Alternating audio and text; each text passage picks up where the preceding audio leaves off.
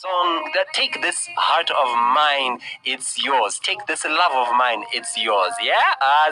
That's basically what the song means. And I am excited, ladies and gentlemen, because my VIP guest is here. So, in case you are wondering who my VIP guest is, my VIP guest is Mr. Jerry Moore Nyazungu, and he is the founder and group chief executive of the M&J Group. He is a board member of the Zimbabwe CEOs Network. He is a renowned business executive, a seasoned accountant and entrepreneur with more than 10 years of working experience directly in the accounting field. And this is my personal favorite part about his profile. He is also the author of the Chartered Vendor. Mr. Nyazungu, good morning. Hi, thank you very much for those kind words. I was sending mkuru wangu makashanda barali.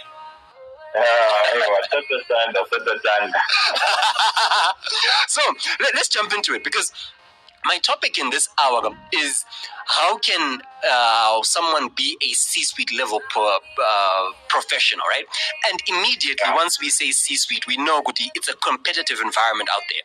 So how do I stand out in such a way that I can be noticed and actually secure a C-suite level position from a large pool of, competent candidates?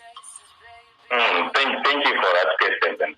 I think what happens maybe let us for the sake of other listeners. Yeah. We're saying you want to be chief executive of the officer. Yeah. You want to be chief finance officer. That is the category of the C-suite. So for you to be stand out, it's no longer about what was happening in the past years. I think the world is before. So mostly the organizations are worried about what you actually bring on the table. So it's a matter of actually being hard work and being strategic. For both to actually appoint people to C-suite positions, they have to first see and understand the value which they are actually going to bring to the organization. But most of the people, they think that their certificate, if you're just an accountant, your certificate is going to do everything for you. If you've got a doctorate, you think you're going to be appointed just because you're a doctor. You might be a doctor, but there's someone who might be better than you who doesn't even have a degree. Right. Okay, and then with what you're saying, you've already jumped into it, but what's the thought process of a shareholder when they hire C-suite level executives to drive their business? Because I can tell you've done this before. Like when you were looking at C-suite executives to hire or to recommend for them to be hired, what was like the thought process of the shareholders? Yeah, because thank you for that question. I'm actually looking at someone who can drive the growth of the organization. Everyone is actually hunting for profit. Yes. I want profit at the end of the day. We might lie that I want to increase employment. At the end of the day, I need money. So someone who can give me money, that's the person I would want. Then number two, I want someone who can effectively manage the organization. Because the problem is, when you found the organization, at one point, I was actually working alone at M&J. Then right now, we are now more than 45 people. Wow. You will be actually I'm no longer closer to some of the people. Yeah. So I want someone who can execute, especially the culture of the organization, as it was when we were still 4, when there's still 5 of us, when there's still 10 of us. Right. So I'm looking at the person who can actually manage the organization well. And the resources, because it's a matter of not abusing the resources, especially the cash, maybe money, assets, they need to be protected. And number 3, that is the most important thing. Would want someone who can actually treat the organization as theirs. I usually say I would like to hire employers. I call the people I work with employees. I call them partners. Right. Because as soon as you work with someone, that is, for example, if someone is working in the sales department, if they're going to increase the sales, it means we are, as an organization, a way also to employ more. Right, so yes. It's no longer Jerry who is actually employing. is that person I've employed who is also now employing his own people. So it's very vital to actually have people who have got the organization at heart. It's better to hire someone who is committed fully to the organization and to the brand, other than someone who's got skill, but they're not committed to whatever you're actually doing in the organization. And you know what? When you talk about that, there are very few professionals who have those competencies, and those few that are there, it's difficult to know them. So now I'm saying to someone who's maybe a shareholder and they're thinking, or someone who's maybe in the C-suite and saying, okay, I've got what you are describing, Aditi, but I really don't know any big shots who actually give me the opportunity to look into me and realize, Guti, I not only have the skill plus the thought process, right? So I'm not related to anyone influential. I don't know any big shots. Is there any hope of me getting into a C-suite level position? Yes, that's true. There's actually a hope because you can be there. I think I've got good example of Dr. Lance Mambondiani, right? The CEO of Bank ABC, and was actually at Stuart Bank. He started from scratch without knowing anyone. But look where he is. He's actually our favorite CEO of Bank. Yes, but not only in Zimbabwe. I think Africa is not the whole world. It's actually now. Yes. So it's very possible, but what you have to do is you have to learn to actually start from scratch. Right. And you have to learn to also, your work must actually tell everyone what you are doing must be known by the people out there. This is now very easy. If you use your social media platform, people, they can know that there's this guy who is actually doing something which is big. There are also people who are doing good, but so long if they are also not building their personal brand, that's where actually building a personal brand becomes the end. Yes, you've got an organization which you're working for, but you should also have your personal brand, which must be also very, very clean. Right. And now, I just want to ask something just related to that, Guti. Is there a difference between networking and nepotism? Yeah, that's a tricky one. Thank you. There's a difference. Nepotism actually does take skills into consideration. Networking itself is a skill. And for you to network yourself to success, right, you have to bring value. Because I don't want to network with someone who doesn't bring value to me. So nepotism is usually not about the value you bring, but the ties you had with that person. For example, maybe a family member, maybe we're coming from same church, maybe we like same football team.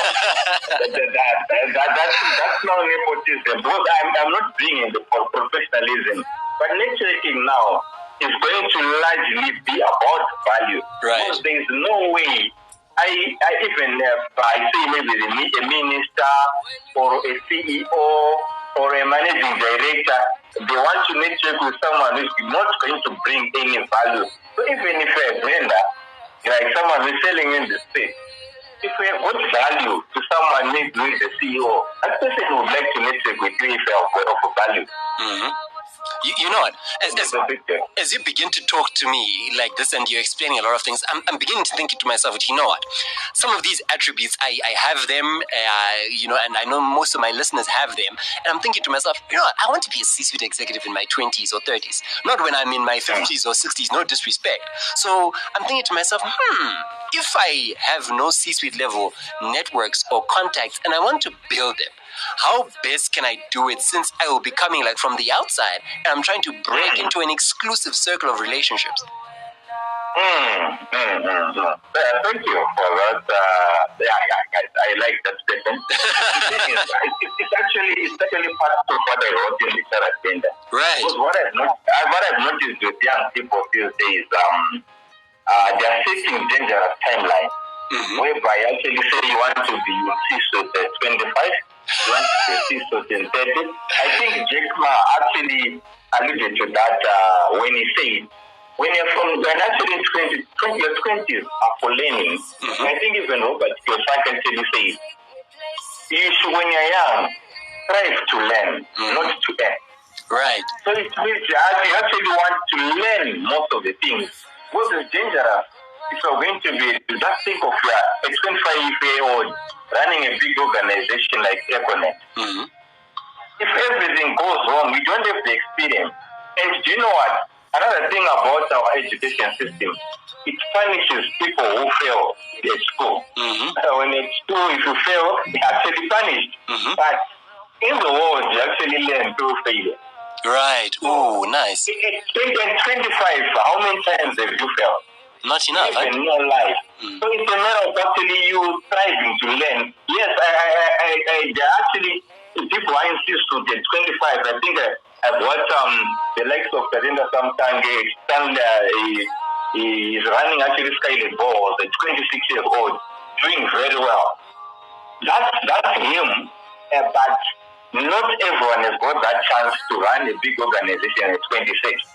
So what I say is setting timelines is a bit dangerous.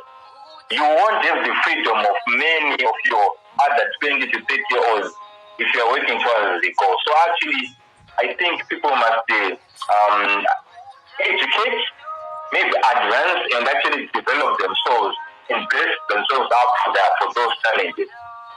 Okay, all right, fine. So you've dashed my hopes of being a C-suite executive at 30. So, you know what? A C-suite level executive is accountable to the shareholder directly if the business sinks or swims, right? So how can I manage the pressure of such a role? Yeah, okay, thank you very much. Because that role is very, very hard, and you want to manage the pressure. That's why I'm saying you need to actually learn from even your mentors. I think there are actually a lot of people are doing mentorship, even those people are doing business coaches, because they will give you have to understand why maybe you're the person is in the system. Maybe they start work at 6 a.m., maybe like me, and actually they have to finish work at 8 p.m. Because I also learned from other people who were doing that whilst I was very young. Right. So you start by actually learning. It's a pressure because there's too much pressure out there. And they always say, the higher you go, the harder you fall. So if you lose a job, maybe when a CEO, it's very, very hard and it's coming with it's actually a huge blow. So you need to brace yourself for that pressure, and you can never learn these things. It's not a sprint, but it's actually a marathon.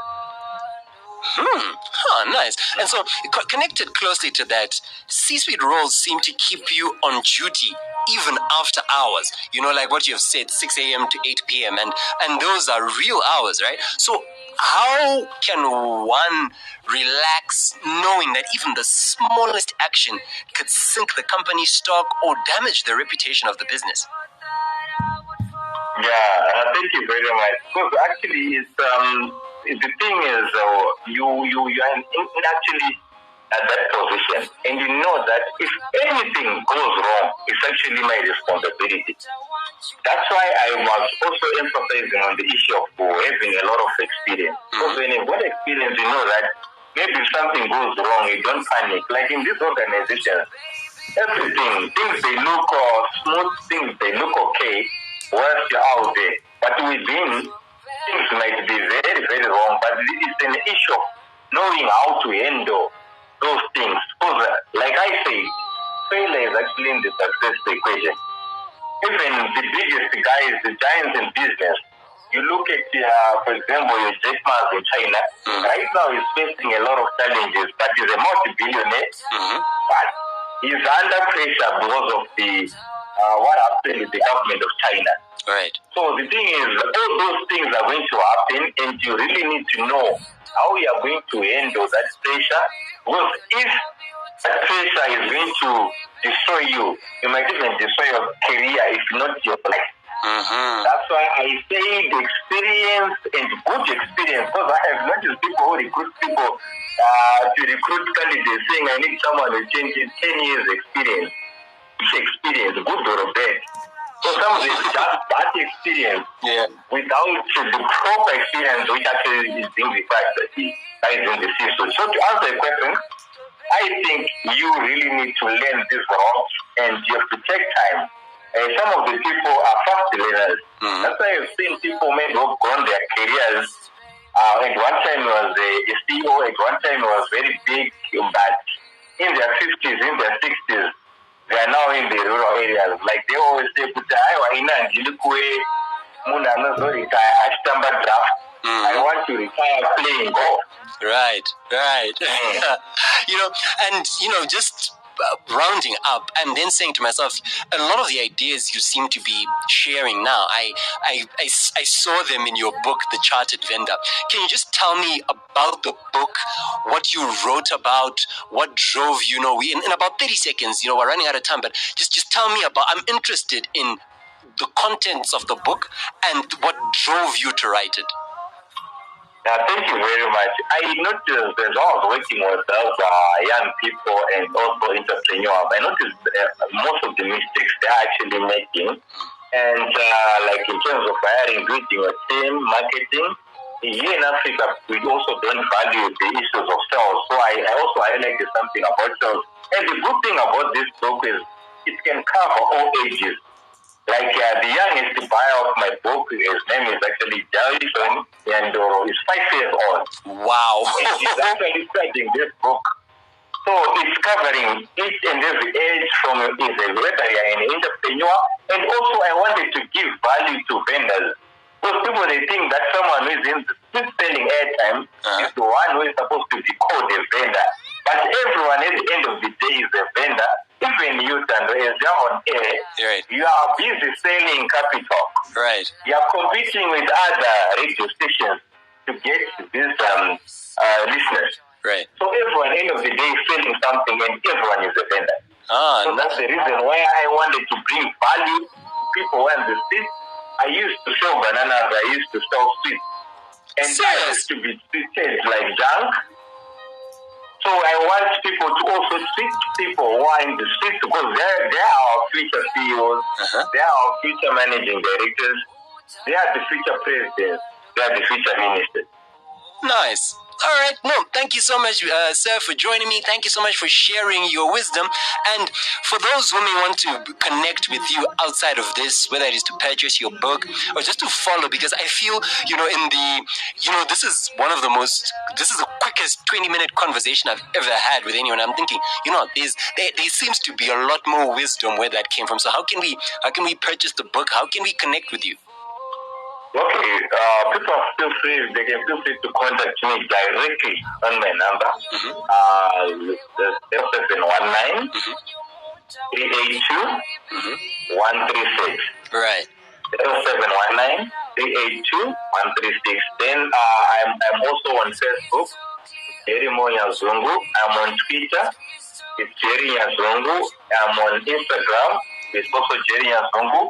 I'm also on TikTok, I'm on YouTube, and LinkedIn with Jerry Nyazungu.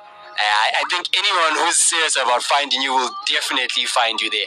Mr. Nyazungu, sir, thank you so much for coming right here on Capitalk 100.4 FM. You're welcome, sir.